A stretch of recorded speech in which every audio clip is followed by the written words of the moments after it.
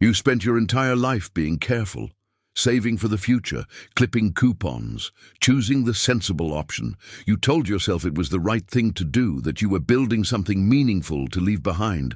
And now, as you sit in your comfortable home, surrounded by decades of accumulated savings, you feel something strange, not peace, not satisfaction, but a quiet, gnawing question you're almost afraid to say out loud.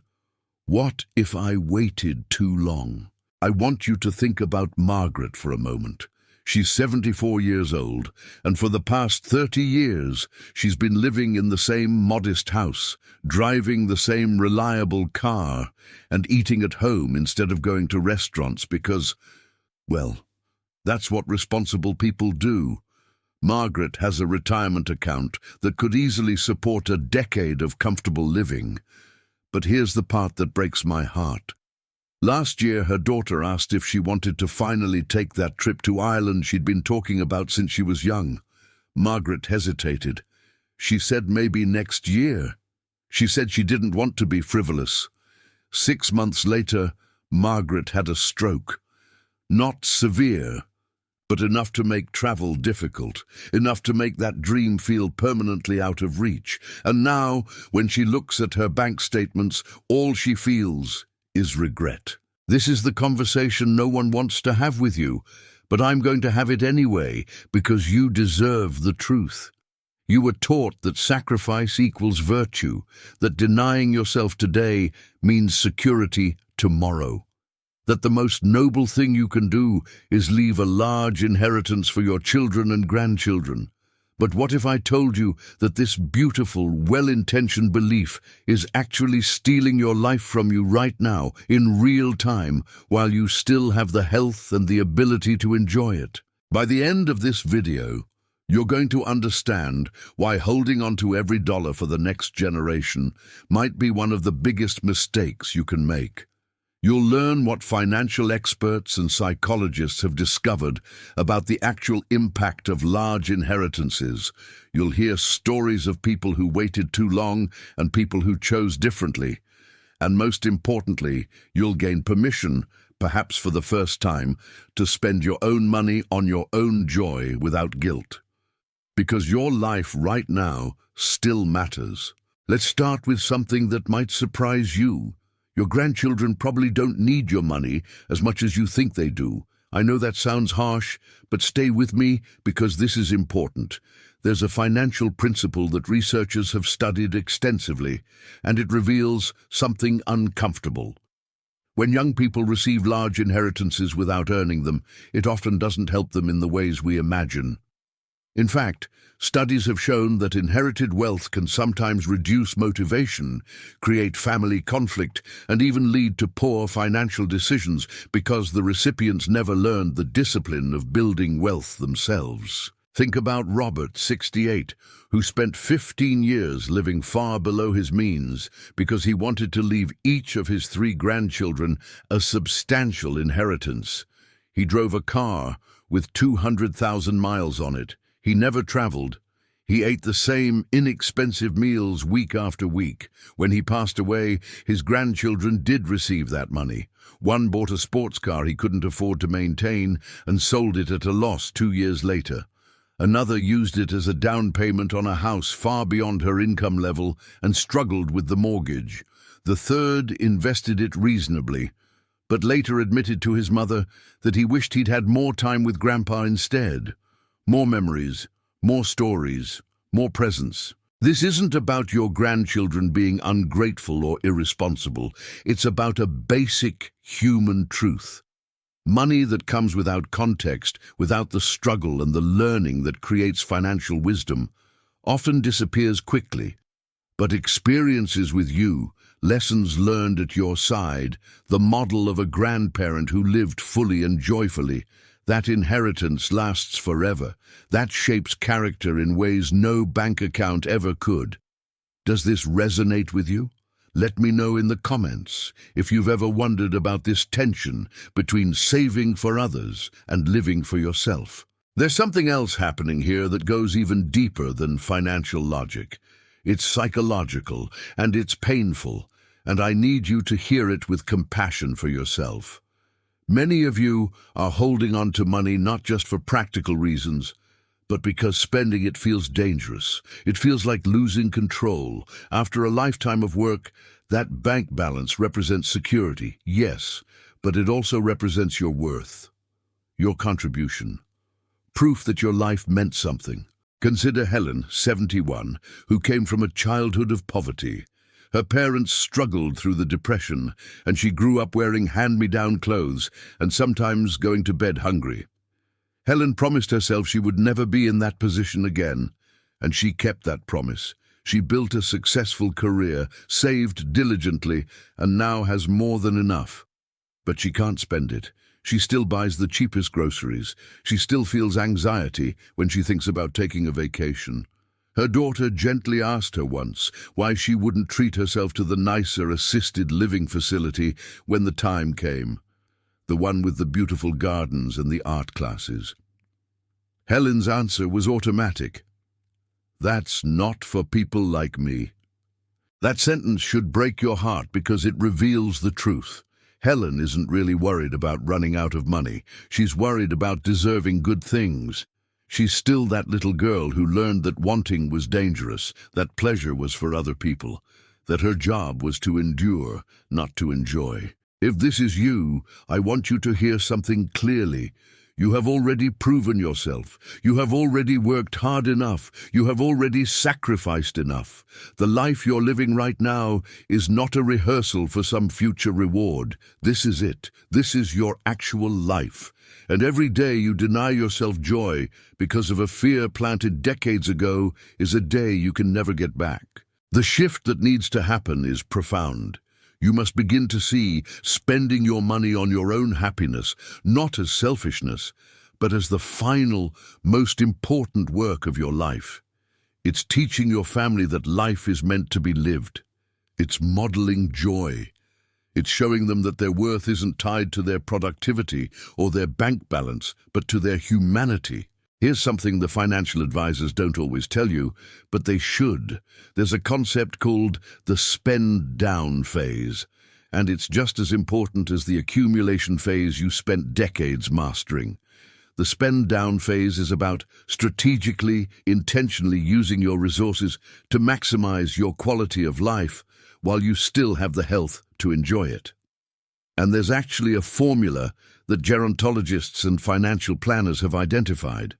It's called the smile curve of spending in retirement. The research shows that people in their 60s and early 70s, when they're newly retired and typically still healthy, have the highest capacity for active enjoyment. This is when you can travel, when you can hike, when you can take those cooking classes or learn to paint or spend a month visiting national parks. But here's the critical part.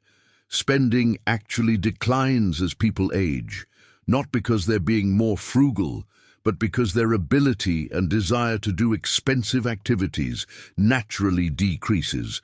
By the time most people reach their mid-80s, they're spending significantly less simply because they're less mobile, less interested in travel, and more focused on simple daily comforts. What this means is that the money you're saving for your late 80s might be money you can't actually use in the ways that would bring you the most joy.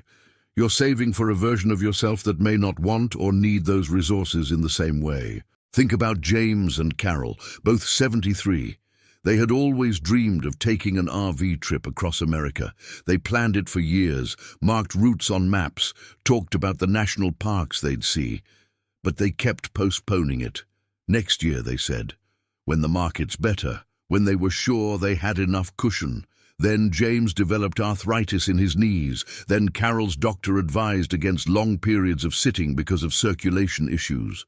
That dream, the one they'd saved for and planned for, became physically impossible not because they ran out of money, but because they ran out of body.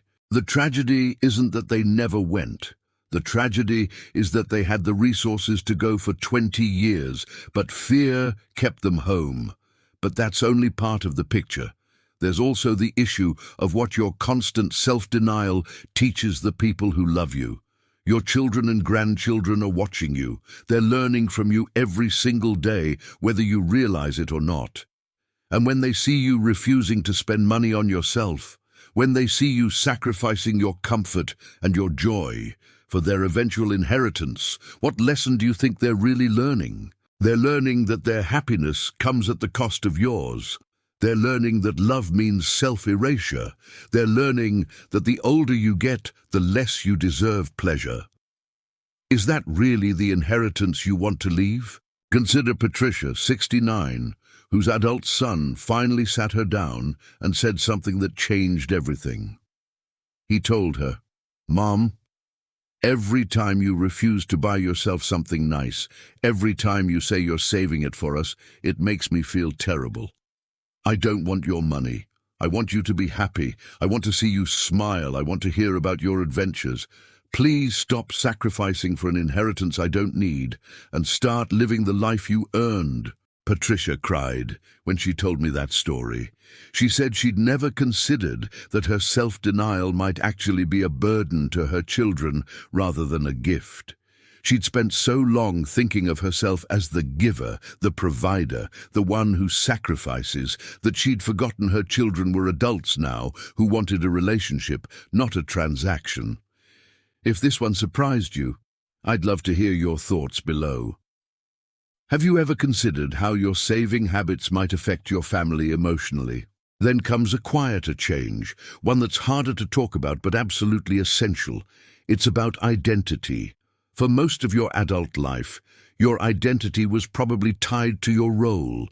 You were the worker, the provider, the responsible one. You were the parent making sure everyone else's needs were met. You were the planner, always thinking 3 steps ahead. And those roles were noble. They were necessary. They gave your life structure and purpose. But here's what happens that no one prepares you for. Eventually, those roles end. Your children grow up and become self-sufficient. You retire from your career. The people who needed you to be strong and selfless now have their own lives. And suddenly, you're left with a question that can feel terrifying. Who am I now? What is my purpose if it's not to serve and save for others? This is the existential crisis of later life, and it's why so many people cling to their savings with such ferocity. The money represents the last vestige of that provider identity. As long as you're saving for your grandchildren, you're still needed. You still have a role. Spending that money feels like admitting you're no longer necessary. But here's the truth you need to embrace. Your purpose now is not less than it was. It's just different. Your purpose now is to be the keeper of wisdom, the model of a life well lived, the proof that joy doesn't have an expiration date. Your purpose is to show everyone around you that the final chapters of life can be just as rich, just as meaningful, just as full of growth and discovery as any that came before. Think about William, 76, who spent his entire career as an accountant. Numbers, precision, caution, those were his values. After retirement, he kept living like he was still saving for something. Then his wife died, and in his grief, something shifted. He realized he'd spent so long preparing for the future that he'd forgotten to live in the present. So he did something that shocked everyone who knew him. He bought a motorcycle, not a sensible sedan, a motorcycle. And he started taking road trips, just him and the open highway. His kids thought he'd lost his mind. But William told me with tears in his eyes that for the first time in decades, he felt alive. He felt like himself, not just a role. I'm not saying you need to buy a motorcycle, but I am saying you need to find your version of that. You need to identify the dream you've been postponing, the experience you've been denying yourself, the joy you've been rationing, and you need to give yourself permission to pursue it, not someday, not when the conditions are perfect, now, while you still can. And this leads us to a truth that is often harder to accept. You cannot take your money with you. I know you know this intellectually, but I don't think we've really reckoned with what it means emotionally. Every dollar you leave unspent is a potential experience you denied yourself. Every trip you didn't take, every meal at a beautiful restaurant you skipped, every small luxury you refused. Those aren't just numbers on a statement. They're moments you could have had, memories you could have made, joy you could have felt. There's a concept in economics called opportunity cost. It means that choosing one thing always means not choosing something else. Every dollar you keep in the bank for your grandchildren is a dollar you're not spending on your own life. And here's the question you have to ask yourself honestly. Is the marginal benefit to them worth more than the tangible benefit to you right now? Let's be specific. If you have $300,000 saved and you're living on $40,000 a year, you could spend an extra $10,000 a year for the next 15 years and still leave a substantial inheritance. That $10,000 could be the difference between watching travel shows on television and actually visiting the places you've always dreamed about. It could be the difference between living in discomfort and hiring help that makes your daily life easier. It could be the difference between feeling like you're fading into irrelevance and feeling vibrant and engaged. Think about Ruth, 81. She'd been living in the same house for 40 years, and it had become difficult for her. The stairs were hard on her knees. The garden she used to love was too much to maintain. But she wouldn't move because she wanted to leave the house to her children. It seemed wasteful to spend money on a more suitable apartment. Then one day, she fell on those stairs and broke her hip. The recovery was long and painful, and during that recovery, her daughter said something Ruth couldn't ignore. "Mom, we don't want the house. We want you to be safe and happy." Ruth sold the house. She moved into a beautiful senior community with no stairs, a shared garden she didn't have to maintain, and a community of people her age. She told me it felt like being released from prison. And the inheritance she left was smaller, yes, but the last years of her life were immeasurably richer. We're part of something important here, you and I. This conversation is part of a larger shift in how we think about aging and resources and legacy. If this perspective is meaningful to you, I hope you'll subscribe and join us in these discussions. There are more conversations like this one, and they're all about protecting your future and honoring your present at the same time. Let's talk about legacy for a moment, because I think we've misunderstood what legacy really means. Most people think legacy is what you leave behind financially, the inheritance, the estate, the things with monetary value. But that's not what the people who love you will remember. They won't remember the size of the check. They'll remember the stories, the laughter, the time you spent together, the wisdom you shared, the example you set. I've spoken to countless adult children whose parents left them substantial inheritances. And when I ask them what they treasure most, not one of them has ever said the money. They talk about the trip they took together, the conversations they had, the time their parents surprised them by trying something new and brave. Those are the moments that last. Those are the inheritance that shapes lives. There's a man named David, 77, who understood this deeply. He sat down with his 3 children and had a conversation that I wish more families would have. He told them he loved them. He told them he'd provided for them their entire lives and would continue to help in emergencies. But he also told them he was going to spend a significant portion of his retirement funds on himself, on travel, on hobbies, on comfort, on joy. He wasn't going to leave them destitute, but he also wasn't going to sacrifice his final healthy years for a larger number on an inheritance check. His kids' response surprised him. They were relieved. They told him they'd been worried about him, that he'd seemed sad and withdrawn, that they wanted him to enjoy life. The money had never been what they wanted from him. They wanted him present, engaged, happy. David spent the next 10 years traveling, taking photography classes, volunteering at a local school, and hosting family dinners where he cooked elaborate meals just for the joy of it. When he passed away at 87, his children said the last decade of his life had been a gift to them. Not the money he left, though there was some. The gift was seeing him truly live. That's what they carried forward. That's what they told their own children about him. The big picture here is simple but profound. You have been conditioned your entire life to delay gratification, to put others first, to measure your worth by what you provide and accumulate. And all of those instincts served you well for many decades. They helped you build stability and security, but they are not the instincts you need now. Now, in this final chapter, you need different skills. You need to learn how to receive, how to enjoy, how to spend, how to let go of the fear that has been driving you and embrace the freedom you've actually earned. This is not about being reckless or foolish. I'm not suggesting you drain your accounts or ignore practical planning. You should still have an emergency fund. You should still cover your basic needs. You should still be thoughtful about your resources. But within those reasonable boundaries, you should also be extravagant with your joy. You should say yes to the things that make you feel alive.